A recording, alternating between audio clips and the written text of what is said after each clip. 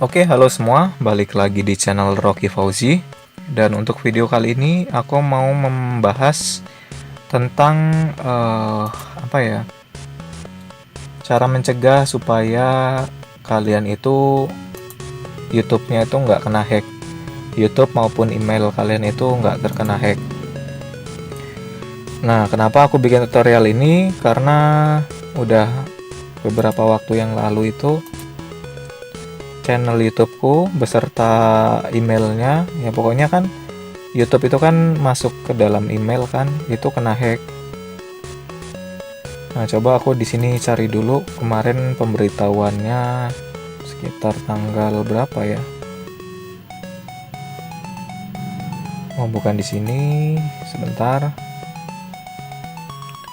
Pokoknya baru-baru ini aja YouTube maupun apa namanya emailku itu dihack.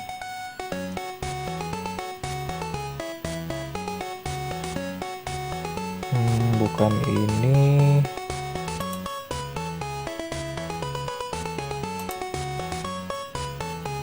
Nah, ini dia ya. Jadi kronologinya itu sekitar jam 10 malam itu aku kan cari tutorial di YouTube.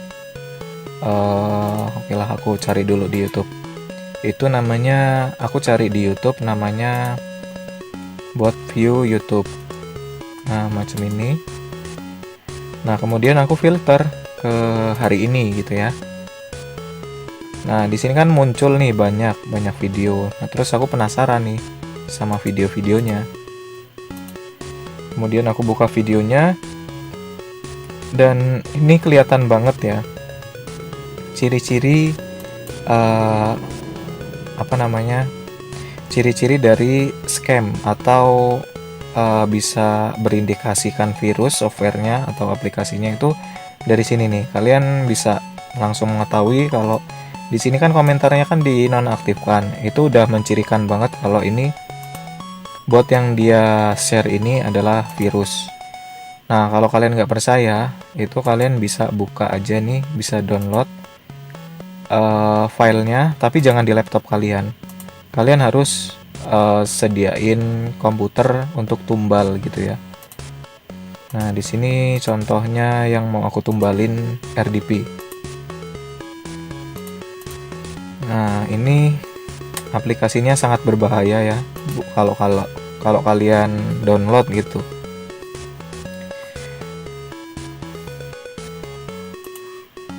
Nah, ini ukurannya cuma 477 KB, yang mana ini sangat nggak masuk akal untuk aplikasi bot, apalagi bot view YouTube. Sangat nggak masuk akal karena ukurannya itu terlalu kecil. Kalau menurut aku sih untuk sebuah software, apalagi itu sebuah bot, itu ukuran minimal itu paling nggak sekitar minimal 10 lah, 10 MB. Ini nggak sampai 1%-nya atau 10%-nya aja nggak nyampe ini gitu loh. Jadi ini udah berindikasikan virus. Nah, jadi kronologi awalnya itu sekitar jam 10-an di tanggal 11 Maret itu aku download itu ya. Download aplikasi bot itu yang mengandung virus, dan sebenarnya udah ada muncul peringatan di sini bahwa itu berindikasikan virus, tapi aku tetap aja ngeyel gitu, tetap aja bodohnya aku di situ. Tetap aku download dan lebih bodohnya lagi aku install gitu aplikasinya. Nah, kalau aplikasi itu udah sampai ke install, itu nggak tahu gimana caranya.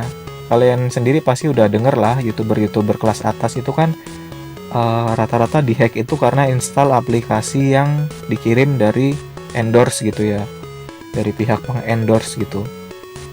Nah, itu sama, aku juga kayak gitu juga. Aku menginstal aplikasi, cuma pure kesalahan dari aku sendiri karena di sini aku cari tutorial dan download sebuah bot yang mana bot itu sebenarnya adalah virus. Nah, makanya buat kalian semua hati-hati untuk mendownload sebuah aplikasi kalau dia ukuran di bawah 1 MB itu sangat-sangat mencurigakan. Apalagi aplikasi itu harusnya itu aplikasi yang berat, tapi kok dia ukurannya itu sangat kecil, itu patut kalian curigai. Dan kalau dilihat dari bahasanya, ini bahasa apa namanya, Rusia. Jadi di sini ada muncul peringatan nih, ya nggak tahu lah ini bahasanya apa. Ini dari Google ya, dari Google langsung, tanpa aku edit, tanpa aku inspect elemen. Di sini aku nggak bohong ya. Nah, jadi waktu itu jam 10 kan, dan ini muncul peringatan dari Google ini di jam 1 malam. Jadi kalau dihitung-hitung durasinya dari jam 10 sampai jam 1 itu ada jam 10, 11, 12, 1. Jadi butuh waktu sekitar 3 jam oleh hacker ini untuk merebut akunku gitu ya. Ini kurang lebihnya peringatan dari Google ini, akun kamu telah terlogout gitu. Ya, kurang lebihnya kayak gitulah. Nah, terus kenapa akunku ini bisa balik lagi ke aku? Dan beruntungnya aku ya, sebentar, ini mana tadi? Nah, ini beruntungnya aku, waktu itu aku bangun jam 3 pagi. Dan di jam 3 pagi itu ternyata akunku itu masih belum digantikan nomor handphonenya. Jadi teknik dari si hacker ini menurut aku gini. Jadi dia itu mencoba melogout paksa di browserku, kemudian entah dia mengambil data di browser mungkin, sehingganya dia bisa login akunku tanpa perlu password dan tanpa perlu verifikasi login gitu ya, verifikasi di nomor HP. Itu karena dia mengambil data di browser. Jadi dia mencuri data di browser sehingganya dia bisa login di komputernya dia. Nah, dari situ kan tentunya kan nomor HP kan masih terkait di akun kalian. Nah, itu untungnya aku di jam 3 pagi aku tuh terbangun, dan emang dari awal waktu menginstal aplikasi itu sebenarnya aku udah curiga kalau itu virus. Dan ternyata benar dugaanku, di jam 3 itu akunku itu udah terlogout. Dan di situ barulah mulai, di situ aku keringet dingin gitu. Pokoknya pusing segala macam. Karena itu kan akun utamaku gitu loh. Kalau bukan akun utama itu ya seenggaknya nggak akan dibawa pusing gitulah. Nah, di situ jam 3 itu ternyata nomor HP ku itu masih terkait dengan akun Google, yang mana itu bisa untuk pemulihan password gitu ya. Karena kan passwordku juga kan udah diubah tuh sama si hacker. Jadi aku bisa mengubahnya lagi dengan verifikasi lewat nomor handphone. Itu bersyukurnya aku ya. Jadi kalau dihitung-hitung berapa lama proses hacker itu bisa dia itu benar-benar mengambil alih 100% akun kalian. Berarti mulai dari jam 10 kan tadi kan. Berarti 11, 12, 1, 2, 3, sekitar 5 jam dia itu bisa mengambil alih. Ya mungkin bisa lebih sih ya, karena aku bangunnya di jam 3 pagi, makanya kan sekitar 5 jam tuh. Itu akunku masih aman gitu ya. Mungkin kalau lebih dari 5 jam aku diamkan saja, akunku itu mungkin akan 100% terambil alih oleh si hacker ini. Dan untungnya dia itu nggak mengubah password dari segala jenis website ataupun segala jenis perbankan yang terhubung dengan akunku. Itu dia mungkin karena belum sempat gitu ya, karena belum sempat merubah-rubah password, entah itu dari Facebook, entah itu dari Twitter, entah itu dari Telegram dan sebagainya. Itu dia masih belum sempat sama sekali. Jadi di situ bersyukurnya aku ya. Jadi semua password yang tersimpan di akun Googleku itu nggak tersentuh sama sekali oleh dia.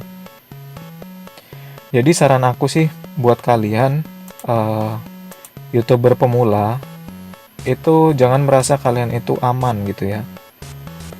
Karena ada pepatah juga kan yang bilang, orang yang tidak aman itu adalah orang yang paling merasa aman. Jadi ibaratnya orang itu tuh nggak waspada. Jadi dia menganggap, enggak lah, aku kan udah pakai antivirus, nggak mungkin akunku itu bisa kena hack. Nah, justru di situ karena dia lalai, itu bisa jadi dia itu lebih nggak memperhitungkan tindakannya dia. Contoh, karena dia udah menganggap, aku kan udah punya antivirus, aku mau install apapun boleh dong.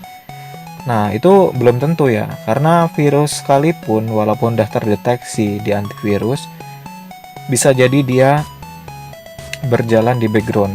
Jadi hati-hati buat kalian yang pakai antivirus sekalipun, itu aku masih menyarankan untuk hati-hati. Jangan pernah menginstal aplikasi yang mencurigakan seperti ini. Mendownload pun jangan, apalagi menginstal gitu ya. Jangan sampai dilakukan. Kalaupun kalian ingin mencoba, itu cobalah dengan komputer tumbal gitu ya. Atau kalau kalian nggak punya komputer atau laptop tumbal, kalian bisa pakai RDP. Dan silakan aja nih di download.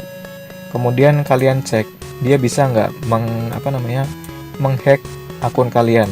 Menurut aku sih pasti bisa.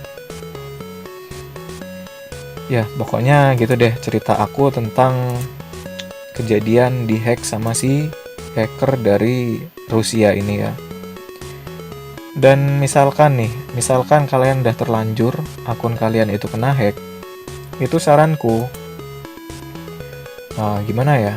Ya pokoknya minimal kalian itu udah mengkaitkan akun Google kalian itu dengan nomor HP, terus dikaitkan juga dengan email pemulihan. Itu syarat 2 minimal gitu ya. Dan sebenarnya kalaupun kalian udah melakukan 2 hal itu tetap aja belum aman. Karena secanggih-canggihnya sistem keamanan, pasti dia ada celahnya. Jadi ya gimana ya, kalau kalian anggap Google itu aman, ya kalian adalah orang yang paling gak aman di dunia. Itu sih menurutku sih. Jadi kalian itu harus selalu waspada lah, walaupun ini kan Google nggak mungkin kena hack, bla bla bla segala macam, nggak mungkin lah Google. Nyatanya bisa, ya bisa kalian coba sendiri lah. Mungkin nanti kalau kalian penasaran, aku bisa sih cobain di satu video untuk eksperimen menggunakan akun tumbal. Mungkin aku nanti bisa live streaming atau gimana ya. Kalian kalau pengen dibuatkan kontennya, silakan aja sih komentar di bawah. Kalau nggak mau ya nggak apa-apa. Kalian bisa coba sendiri juga. Yang jelas di sini aku bersyukur banget tuh di tanggal 11 Maret itu menjadi pelajaran yang sangat berharga buat aku ya. Yang mana aku tuh nggak mau lagi-lagi download aplikasi yang sangat-sangat mencurigakan seperti ini. Pokoknya waktu itu sampai akhir itu tuh aku setelah dapat akunku kembali, itu aku sama sekali nggak berani untuk menghidupkan internet gitu ya. Menghidupkan laptop nggak apa-apa, tapi jangan sampai menghidupkan internet. Karena sebagus-bagusnya virus, kalau dia nggak terhubung ke internet itu percuma. Dia nggak mungkin bisa mencuri data-data kalian. Jadi saran aku, kalaupun kalian nanti, tapi jangan sampai ya, kalaupun kalian kena hack, itu kalau akun kalian udah bisa kembali lagi, itu saranku install ulang aja laptopnya atau komputernya. Ya, ceritanya udah kepanjangan sih. Ya udahlah, mungkin sampai sini aja dulu ceritaku tentang kejadianku waktu itu dihack sama hacker Rusia. Buat yang udah nonton sampai akhir, terima kasih banyak, dan aku akhiri. Wassalamualaikum warahmatullahi wabarakatuh.